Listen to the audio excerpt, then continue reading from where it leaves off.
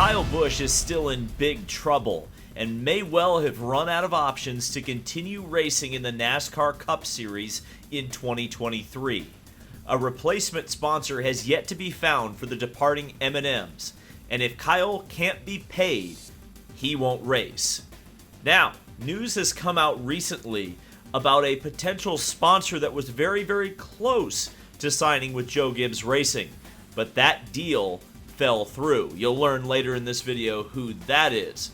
But the Pocono race also gave us quite an insight into the Kyle Busch, Joe Gibbs dynamic. Look at this clip, released by NASCAR themselves, and you don't really need a body language expert to read what's going on there. Kyle is not happy and not talking to Joe Gibbs, at least in very complete sentences. Man, this situation certainly looks chilly at best as things are really getting down to crunch time about whether or not Kyle Busch will be racing in the NASCAR Cup Series next year.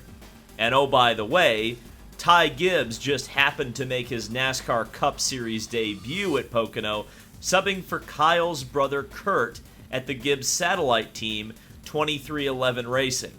Now, many people online have dismissed this as being a sign Gibbs is primed for the Cup Series next year, saying some weak sauce things like, oh, he was the only driver in town, oh, Monster Energy, something. That is, boy, you be coping hard if you think that there is no chance that Ty Gibbs replaces Kyle Busch next year in NASCAR. I think it's very, very, very likely at this point, and becoming increasingly more likely each day. So in this video, we will break down the current situation with Kyle Busch, what his options are, and which sponsor has already bailed on him. But first, I want to update something that happened yesterday at Iowa. If you weren't there for my coverage, actually it happened while I was recording the day-in video.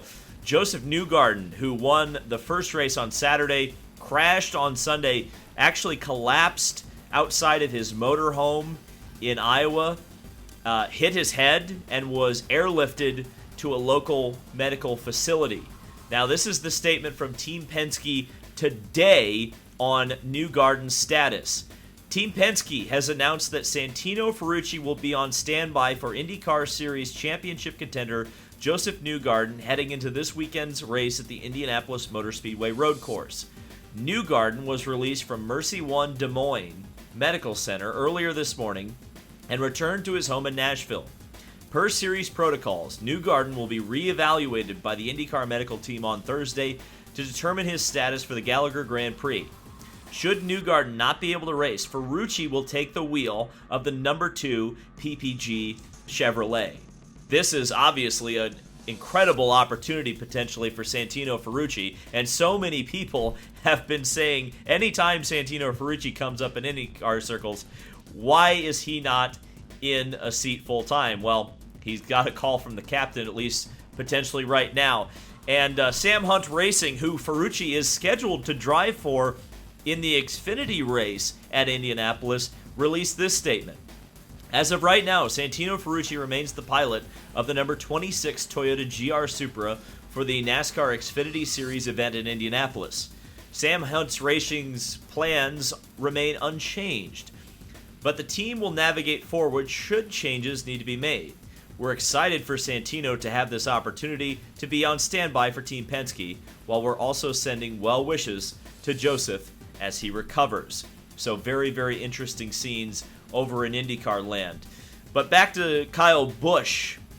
Adam Stern recently reported that M&M's sponsorship of Joe Gibbs Racing was worth around $25 million per year. Now, it is my understanding that Kyle Busch gets around $14 million of that per year. So M&M's is essentially paying for Kyle Busch's salary and then some. If Kyle is indeed demanding that salary, it limits his options significantly for next year. As we touched on, Joe Gibbs and possibly 2311 are his only realistic options because Toyota might be the only one willing to pay for him to race next year. Stewart-Haas Racing is trying to convince Eric Almirola to reconsider retirement, so that is no longer an option. And Richard Childress probably can't pay Kyle Busch, first of all, and second of all, an incident about 11 years ago. Hard race for position in the closing laps between Kyle Busch and Joey Coulter driving a Richard Childress Motorsports truck. After the checkered flag, reportedly some contact, and after that, reportedly a physical altercation between Childress and Kyle Busch in the garage area. Kyle Busch picks a fight with the wrong guy. John Anderson, Dari Noka with you. What happens when a 65-year-old fights a 26-year-old? Yeah, you might be surprised. Kyle Busch, Richard Childress Racing driver Joey Coulter battling for fifth on the last lap, and Coulter got the better of him. Busch didn't like how it all went down, so he gave him a little love tap on the cool-down lap, and that got old Richard Childress heated up. 30 minutes after the race, 65-year-old Childress confronting and getting into a physical dust-up with the 26-year-old Busch. For exactly what went down and how, now we have with us Marty Smith from the track. And Marty, in the absence of Larry Merchant, we turn to you. What can you tell us? As you discussed there, Busch got into Coulter on the cool-down lap. Basically, that's NASCAR driver code for, hey, brother, I see you, I'm here, and I do not like what you just did. So, in the aftermath, from what I'm told by many sources who are in and around the track today, this Childress-Busch drama goes way back. There was a time a few years back when they were wrecking a lot of cars unnecessarily, and at that point, Childress told Busch personally, look, let's calm this down.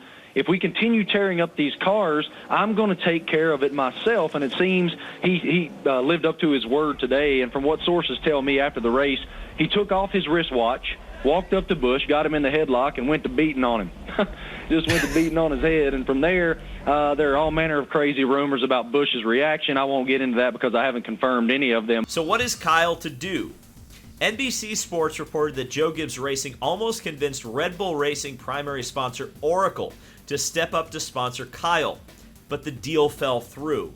And now, as the calendar approaches August, most companies capable of paying Kyle Busch $14 million and up have almost all got their 2023 budgets set in stone. That's how the corporate America structure works. It would seem a miracle, were it to happen, that Kyle Busch would get a sponsor and stay in the NASCAR Cup Series next year.